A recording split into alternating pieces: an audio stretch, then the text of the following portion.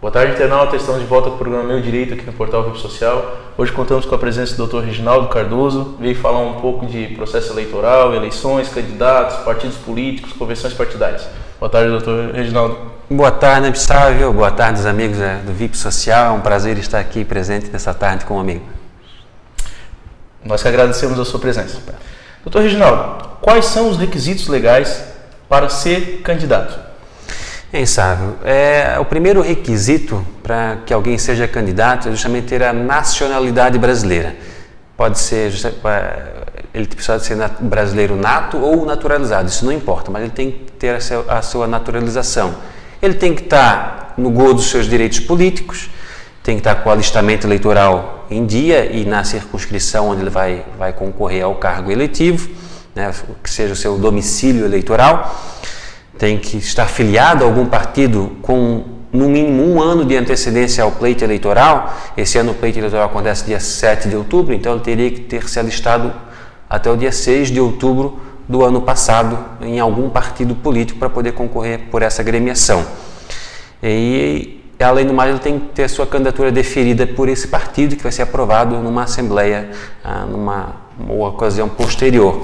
Além de ele não ter nenhuma das situações previstas na Lei Complementar 64, que são alguns casos que ele precisaria ser desincompatibilizar anteriormente, como alguém que fizesse parte de algum sindicato ou fosse funcionário público, por exemplo. São essas basicamente as regras para ele poder se candidatar. Mas, em geral, qualquer pessoa tem a possibilidade de se candidatar. Sem falar também na questão da idade. Cada cargo tem uma idade mínima a ser respeitada. Esse a gente tem as eleições para vereador e para prefeito. Vereador tem que ter no mínimo 18 anos e prefeito 21 anos. Nessa época que antecede as eleições, muito se fala em convenções partidárias. O que é convenção partidária?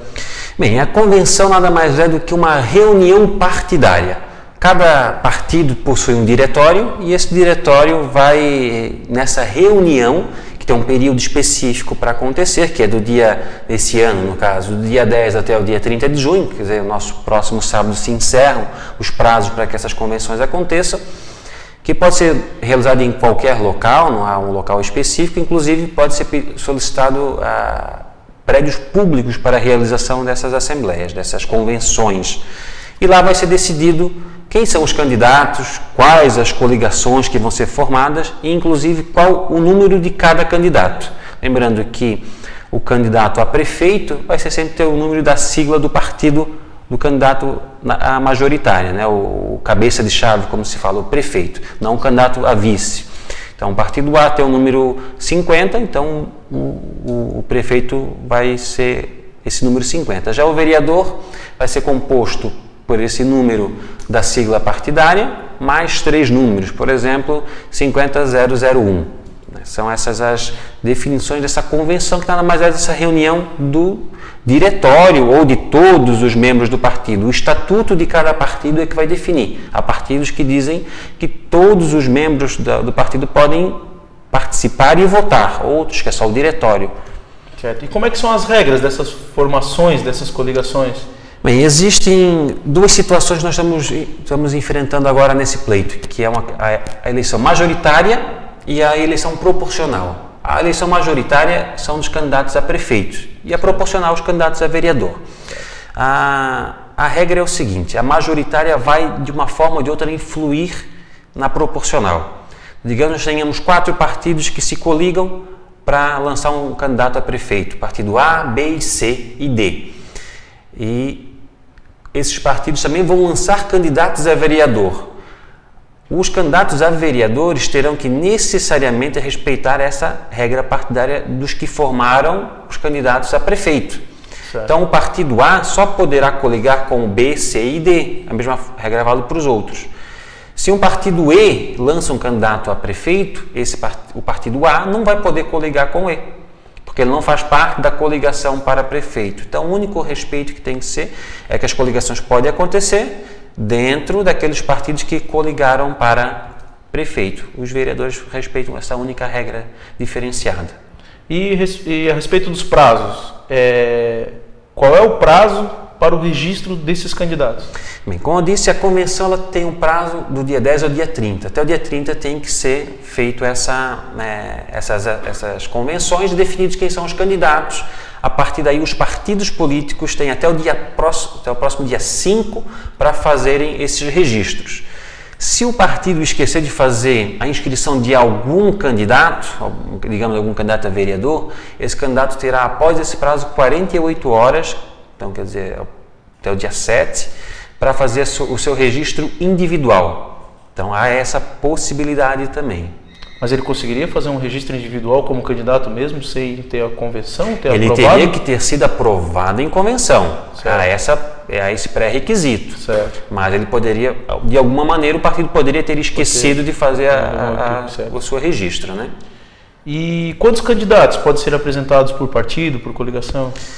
A regra se diferencia aqui mais uma vez na eleição majoritária da eleição proporcional. A eleição majoritária vai ser apenas um candidato a prefeito e outra vice da coligação. Então, a coligação A, B, C e D só poderão lançar um candidato a prefeito e a vice. Não é porque são vários partidos que vai poder lançar vários candidatos. Então, teriam que ser coligações separadas. Já para a eleição proporcional, nós teremos uma regra um pouquinho diferenciada. Se um partido for lançar candidatos sozinho, ele poderá lançar até 150% das vagas que existem no legislativo. Digamos que um município tenha 10 vagas para vereadores. Então, se um partido sair sozinho, ele poderá lançar até 15 vereadores, 15 candidatos a vereadores.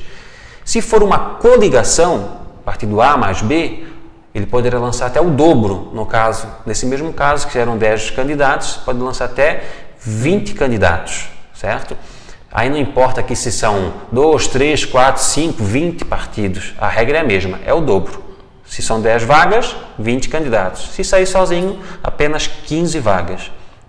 E há uma regra também que a gente precisa respeitar aqui, da proporcionalidade dos sexos.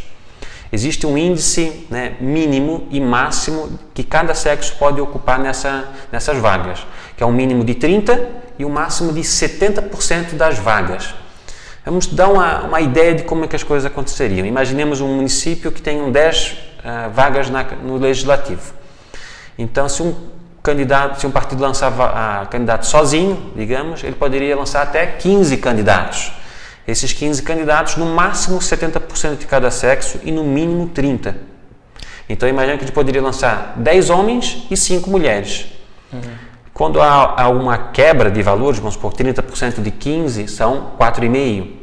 Então, meio para cima você vai sempre arredondar para cima. Então, vai ficar 15 candidatos. Desses 15 candidatos, 5 mulheres e 10 homens, ou 5 homens e 10 mulheres, não é uma regra. A gente sabe que a dificuldade é encontrar mulheres para se candidatarem, mas essa é a regra. E se o partido lançar só 3 mulheres? Aí é um problema, ele não vai poder lançar 10 homens e 3 mulheres, porque vai ultrapassar o 70% máximo. Então, se ele está lançando 10 candidatos, ele vai poder então lançar 3 mulheres, que é o 30%, e no máximo 7 homens. Das 15 vagas, só vai poder lançar 10. E imaginemos que só tenham candidatos de um único sexo. Imaginemos aqui homens, só existam homens. Se eu poderia lançar 15 vagas, 30% de 15 vagas são 5. Esse é o mínimo que eu posso lançar. E então, se eu não lançar nenhuma mulher, se o partido não lançar nenhuma mulher, você pode lançar 5 homens. Quer dizer, ele teria 5 vagas, 15 vagas, aliás, mas só vai poder lançar 5, porque ele não está respeitando a proporcionalidade. Na eleição passada não era assim. Tinha só o percentual máximo, não tinha o percentual mínimo. Então, nesse caso, poderia lançar 10 homens e nenhuma mulher. Agora, se não lançar nenhuma mulher, é no máximo 5 homens. Nesse cenário hipotético de 10 vagas, né? Certo. E os partidos, essas coligações, eles podem substituir os candidatos? Sim, há essa possibilidade de substituição dos candidatos. Mais uma vez se diferencia aqui os candidatos da proporcional da majoritária.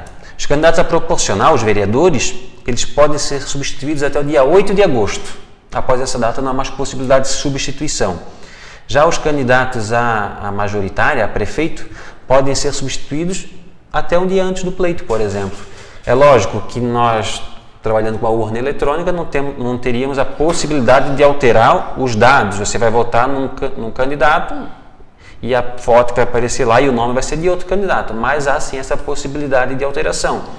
E aí várias coisas possibilitariam essa substituição. Não é só porque eu quero substituir que eu vou substituir. Seria um registro indeferido por alguma inelegibilidade, algum impedimento, um registro cancelado, né, houve alguma situação que cancelou, um registro cassado, se um candidato está indo à reeleição, nesse meio tempo ele é cassado por algum motivo e tem os seus direitos suspensos, então eu posso substituir esse candidato, o partido poderá, ou uma renúncia, o candidato por alguma situação decide renunciar, ou ainda por último, lógico que a gente não imagina essa hipótese, mas ela pode acontecer no caso de falecimento de algum candidato. Mas há esse prazo até o dia 8 de agosto para os vereadores, e a qualquer momento para os candidatos a prefeito. E como é decidido quem vai ser o candidato substituto? O candidato substituto é justamente decidido pela coligação ou pelo partido, a depender do caso, né? Digamos que foi uma coligação que lançou os candidatos, então é essa coligação quem vai decidir o seu substituto. Não é o presidente, não é um outro vereador, um outro candidato. Quem vai decidir da mesma forma como foi escolhido os pré-candidatos, aqueles candidatos, né? Através de uma nova convenção. Vai ser uma convenção extraordinária, mas será uma convenção. Tá certo. Muito obrigado pelas informações, doutor Reginaldo. É um prazer ter o senhor aqui como meu convidado. Obrigado, internauta, por ter assistido o programa. Uma boa tarde.